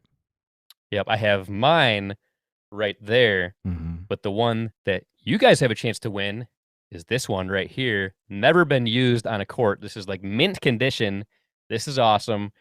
And during milestone episode 60 of the podcast, we announced that we'll be doing the most epic giveaway ever in Eddie and Webby history. And basically, it's a way to say thank you to everybody that helped us reach the 1,000 subscribers milestone, which we haven't hit that yet. We are super close. Super close. Unbelievably close. Like, we are right there. Yes. And so what we're going to do is we're going to do a drawing and one of our lucky subscribers is going to win the paddle.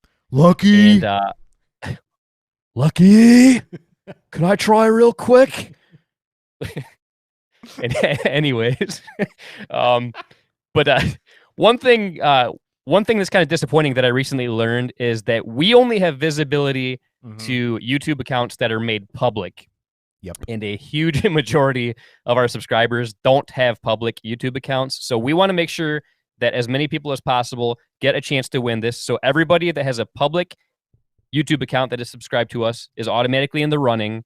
But if you do not have a public YouTube account and don't want to make yours a public account, all you have to do is leave a comment on this episode on YouTube.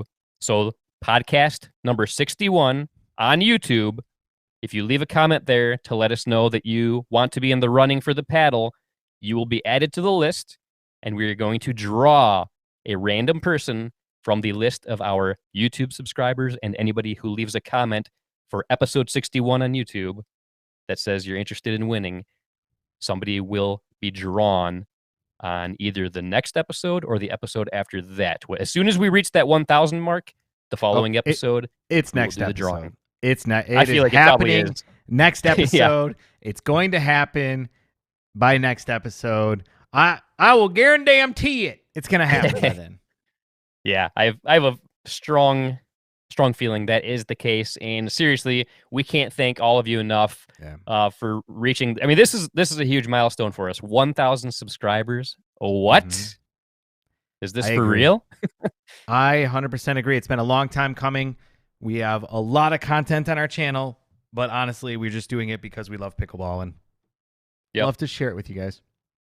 Yeah, and we've had this paddle in our possession for a while, and the whole purpose of having this paddle was to give it away. And the original plan was to wait until episode 100, because I thought for sure we would reach episode 100 before we got 1,000 subscribers. But but luckily, I mean, people have been subscribing like crazy lately, and we just thought let's not wait till episode 100. Let's thank our fans for helping us get to the 1,000 subscriber mark. So that's what we're doing. You're gonna want that paddle. I guarantee it.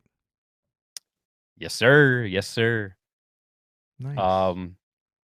But man, lots of exciting things coming up.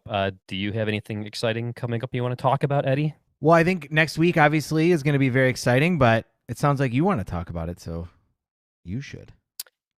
All right, I will go ahead and do that. I actually have something coming up in just 3 days that I'd like to talk about too. I have my first ever 4.0 mixed doubles tournament coming up in a few days. Nice. And I am super excited about that. It's going to be the 4th annual Winter Classic in Lansing, Michigan, which is put on by the fine folks at Court 1 Pickleball.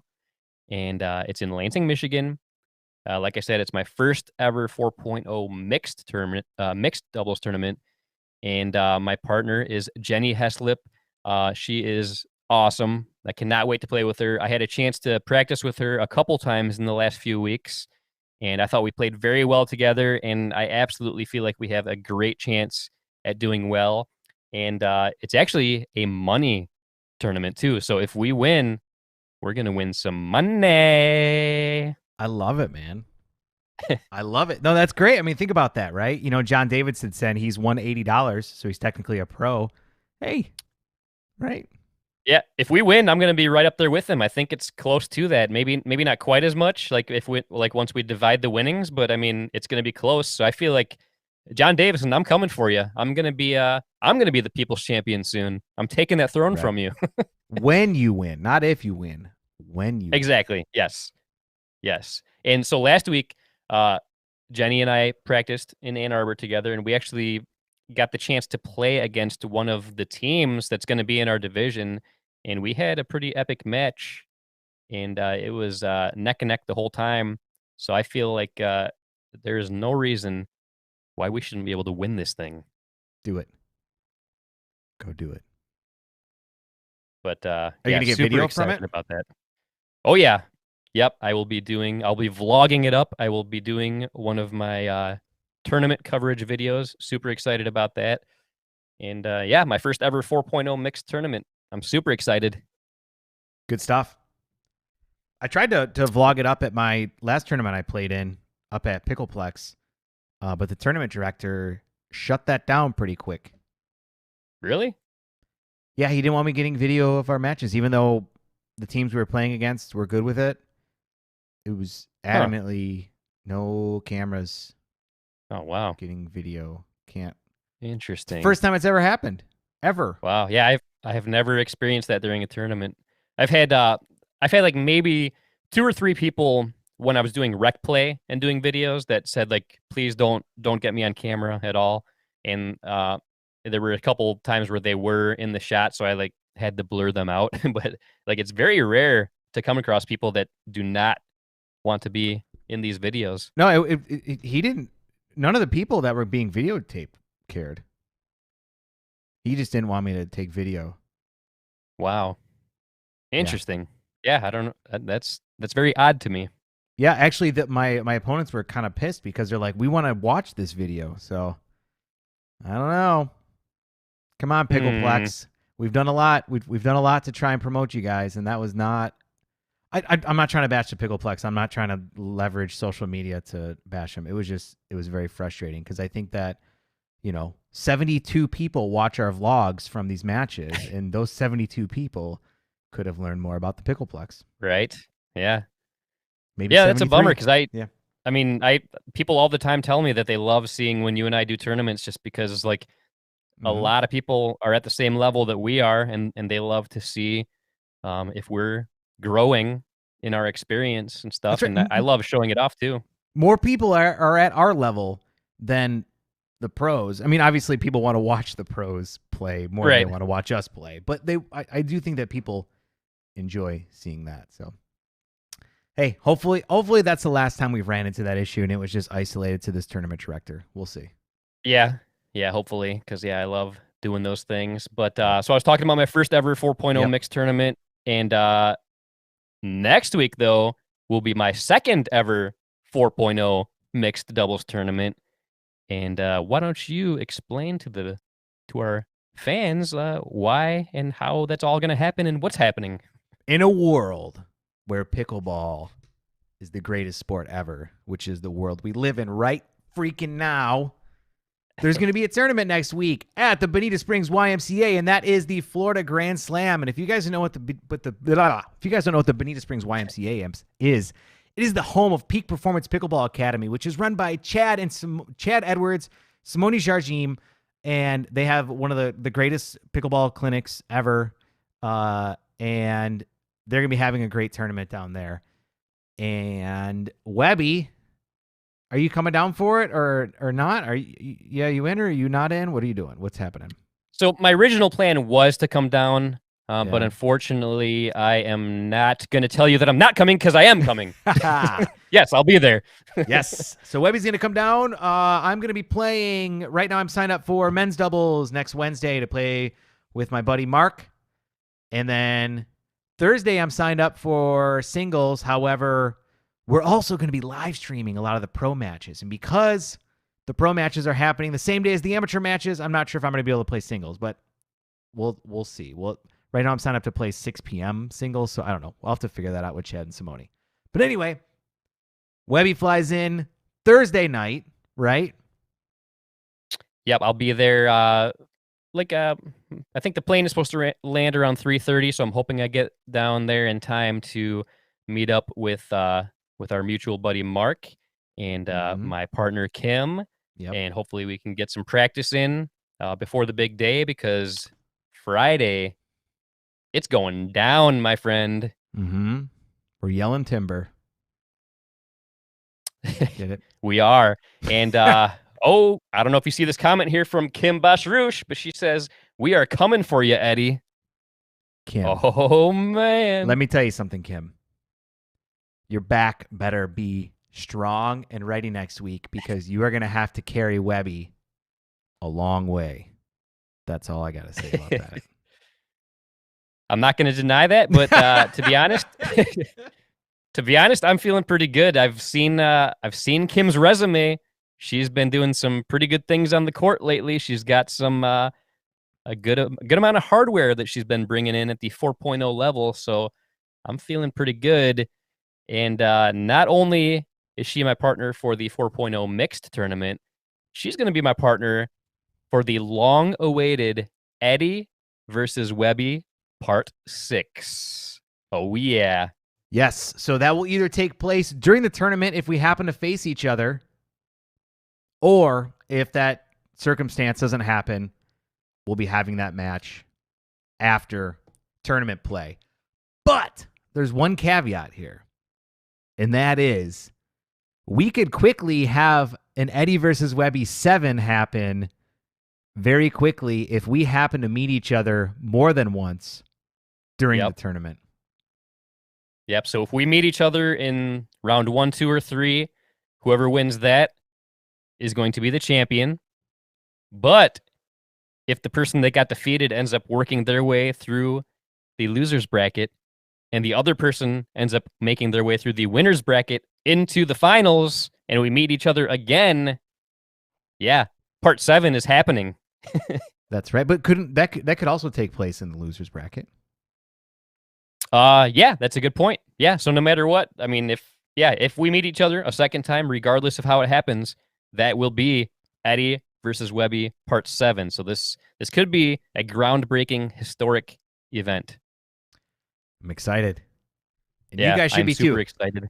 Next week's going to be awesome. Like I said, we're going to be live streaming some matches from Peak Performance Pickleball Academy. We're going to be getting great video from there, not only of our own matches, but hanging out with the pros. Webby's got his big ping pong match against Ben Johns, where Ben Johns is going to be playing with a coaster, right? Yep, I actually have it right here. So this is what Ben Johns will be using. This custom Eddie and Webby coaster. Yep. And I will be using a regular ping pong paddle. And everybody tells me I still have no chance, but we'll see. We'll see how it goes. One thing I do want to show everybody.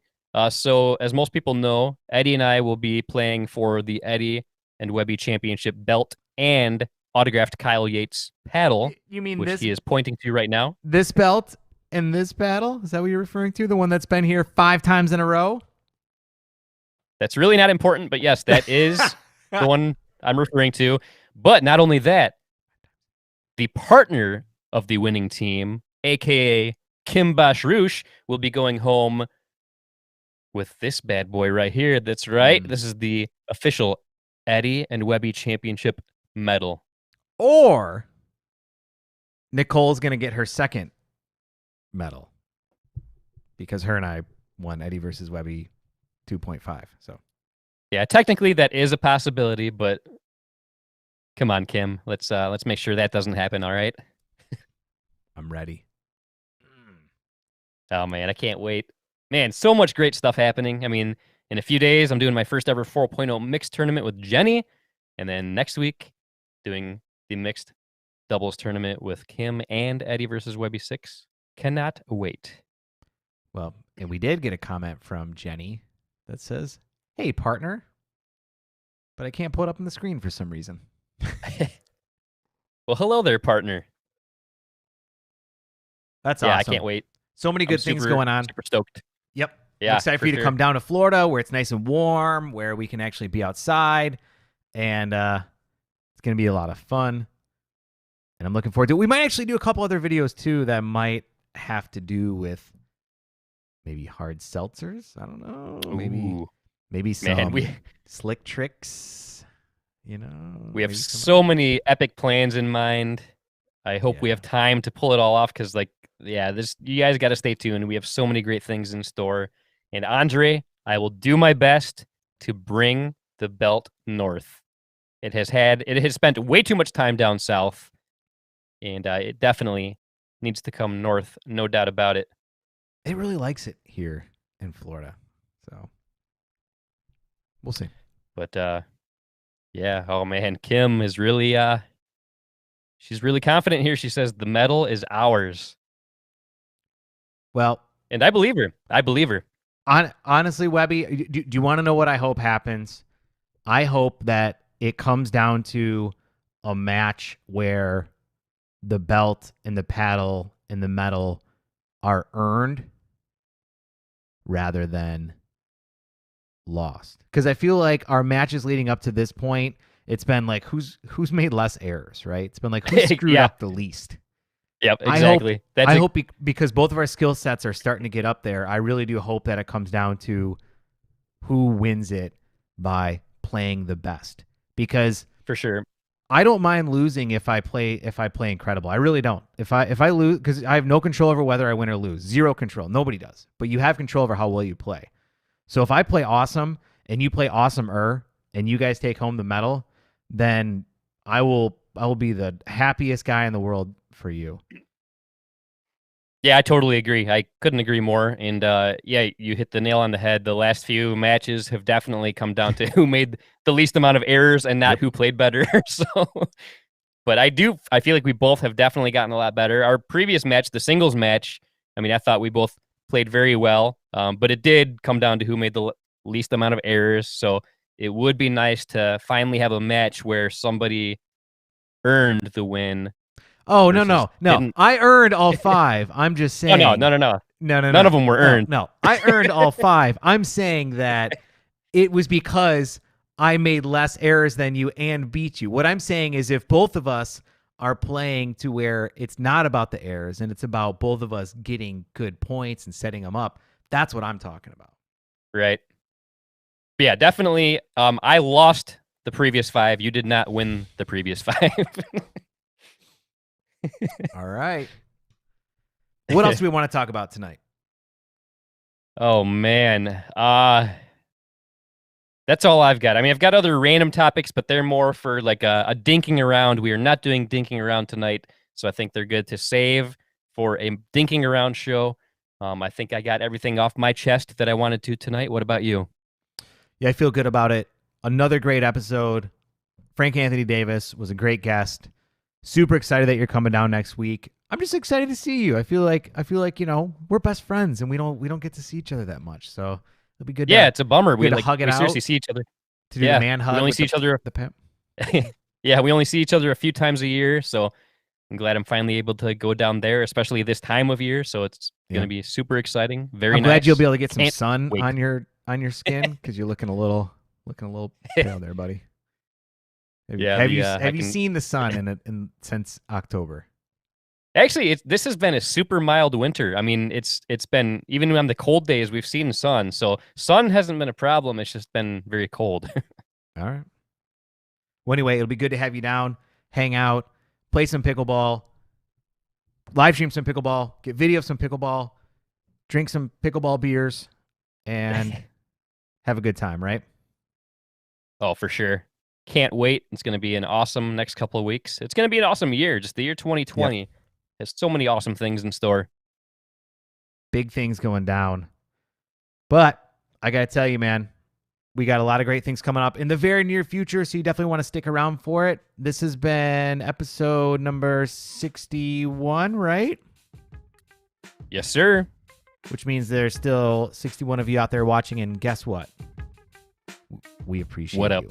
We appreciate you guys very much. We love you to bits. On that note, I'm Eddie. And until next time, this is Webby, not Eddie, signing off. See ya.